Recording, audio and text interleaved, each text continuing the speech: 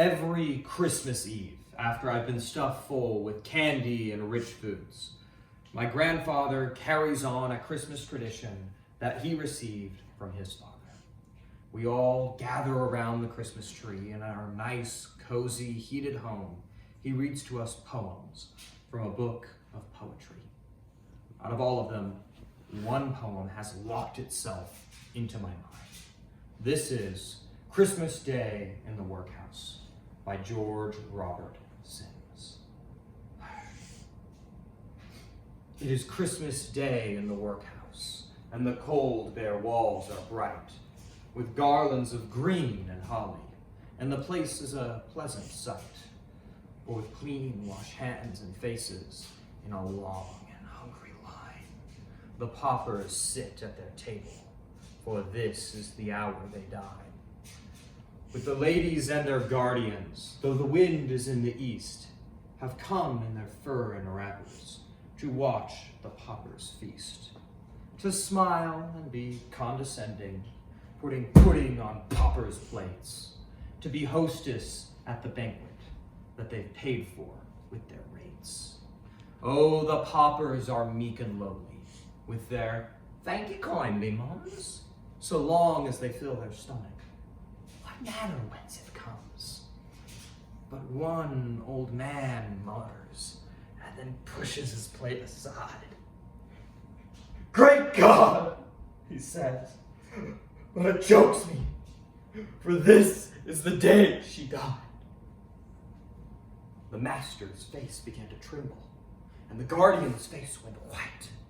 Did a pauper refuse his pudding? Could their ears believe aright? The ladies clutched their husbands, thinking the man would die, struck by a bolt or something from the outraged one on high.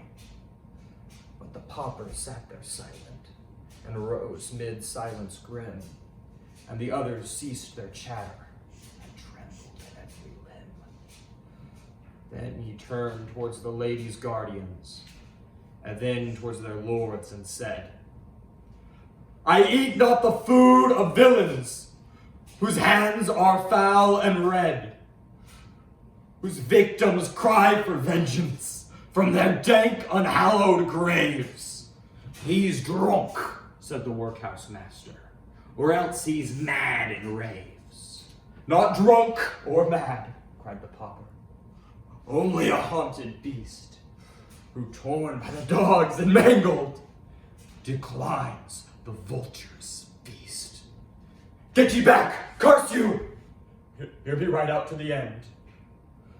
Come here to see how paupers the season of Christmas spend. You come here and to watch us feasting, as you watch the captured beast. Well, here's why a penniless pauper spits on your paltry feast.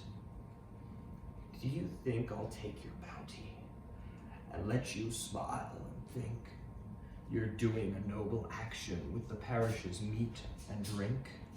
Where is my wife, you traitors? Poor old wife you slew. Yes, God above me, my Nancy was killed by you.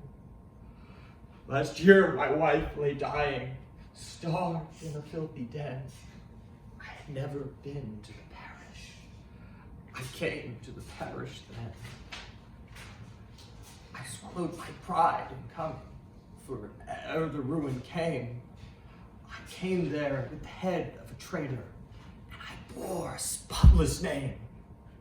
I came to the parish craving bread for a starving wife, bread for the woman that loved me through 50 years of life. What do you think they told me, mocking my awful grief?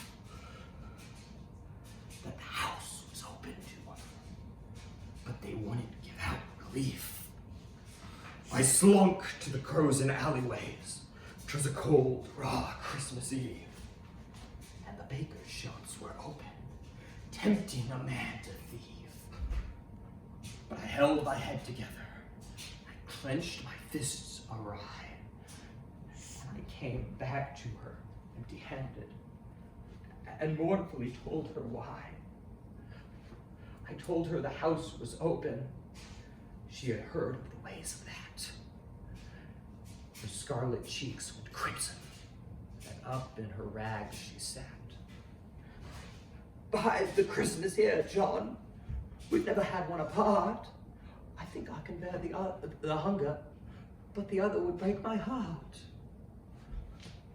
All that eve I watched her, holding her hand in mine, praying the Lord and weeping, till my lips were salt and brine. I asked her once if she hungered. She answered, no. The moon shone in the window, decked in a wreath of snow. Then I looked in my lover's eyes and saw that a gaze of wonder that comes when the spirit flies. And her lips were parched and parted, and her reason came and went. For she raved of our home in Devon, where our happiest years were spent. She, to old accents long forgotten, came back to the tongue once more. For she spoke like the country lassie I had wooed on the Devon shore. Then up in her rags she stumbled. Then down she stumbled and moaned. Oh, give me a crust, I'm famished. For the love of God, she groaned. Out to the street I rushed, and I threw open the workhouse gate, crying food for a dying woman. The answer came too late. They threw me away with their curses, and I fought with a dog in the street. And I tore from that mongrel's clutches a crust he was trying to eat. Back through the trampled byways, back through the snow and slush, up to the green and crazy garret, wrapped in an awful hush. My heart sunk there at the threshold, and a wild spirit did fly. For her bloodless body, and I could see in the silvery moonlight, my poor dear Nancy had died. Her gaze was towards the blackened ceiling, and I knew on those bloodless lips my name had been the last. She died absent and forgotten, there in a lonely grave. Oh God, had I known! My Nancy lay there, dying, all alone. There, in the land of plenty, lay a loving woman, dead,